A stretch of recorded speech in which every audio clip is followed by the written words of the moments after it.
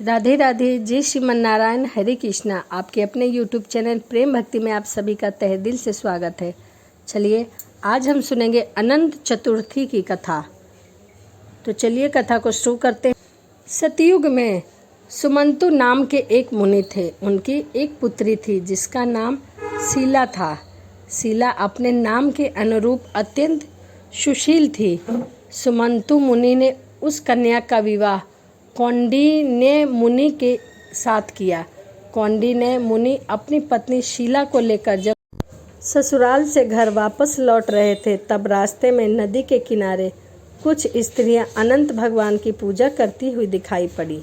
शीला ने अनंत व्रत का महात्म जानकर उन स्त्रियों के साथ अनंत भगवान की पूजा करके अनंत सूत्र बांध लिया। इसके फलस्वरूप थोड़े ही दिनों में उसका घर धन ध्यान से परिपूर्ण हो गया।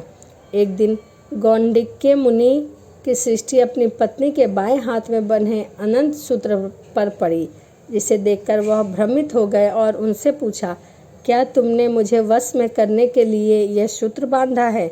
शीला ने विनम्रतापूर्वक उत्तर दिया, जी नहीं, यह अनंत भगवान का पवित्र सूत्र है। परंतु ऐश्वर्य के मंद में अंधे हो चुके कौंडिन्य अपनी पत्नी की सही बात को भी गलत समझे और अनंत सूत्र को जादू मंत्र वाला धागा मानकर डोरा समझकर उसे तोड़कर आग में फेंक दिया और जला दिया। इस जंघे कर्म का परिणाम भी शीघ्र ही सामने आ गया। उनकी सारी संपत्ति नष्ट हो गई। दीनहीन स्थिति में जीवन यापन करने में विवश हो जाने पर कौंडिन्य ऋषि ने अपने अपराध का प्रायश्चित करने का निर्णय किया।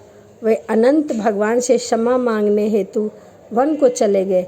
उन्हें रास्ते में जो भी मिलता वो उससे अनंत देवता का पता पूछते रहते थे। बहुत खोजने पर भी कौंडिन्य मुनि को जब अनंत भगवान का साक्षात्कार नहीं हुआ, तब वे निराश होकर प्राण त्यागने के उद्यत हुए।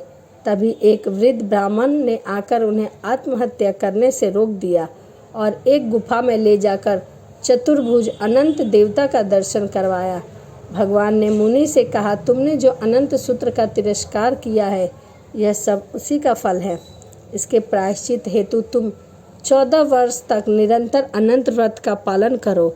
इस व्रत का अनुष्ठान पूरा हो जाने पर तुम्हारी नष्ट हुई संपत्ति तुम्हें पुनः प्राप्त हो जाएगी और तुम पूर्ववत सुखी समृद्धि हो जाओगे।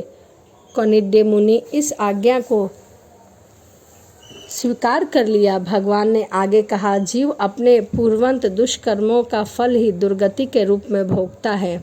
मनुष्य जन्म जन्मांतर के पापों के कारण अनेक कष्ट पाता है।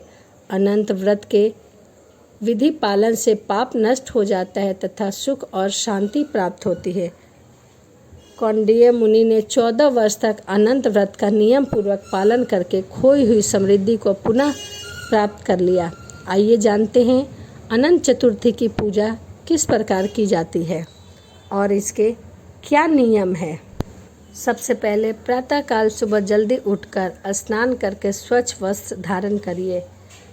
उसके बाद आपके पास जो कोई भी पवित्र नदी हो वहाँ भी आप स्नान कर सकते हैं। यदि नहीं है तो आप घर में ही स्नान करिए। इसके बाद आप अपने घर में स्थित पूजा गृह में कलश स्थापित करके कलश पर भगवान विष्णु की मूर्ति रखनी चाहिए। अब उनकी सम्मुख अनंत सूत्र रख दे तथा उन्हें अनंत सूत्र समर्पित कर दे। उसके बाद ओम अनंताय नमः मंत्र से पूजा करें।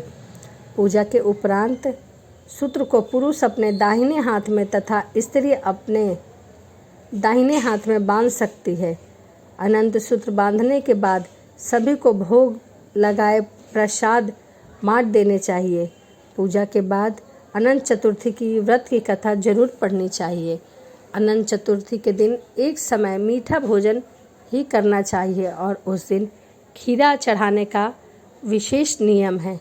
इसीलिए अनंत चतुर्थी के दिन आप एक ही समय मीठा भोजन कर सकते हैं और उस दिन अनंत भगवान को खीरे का भोग अवश्य लगाएं।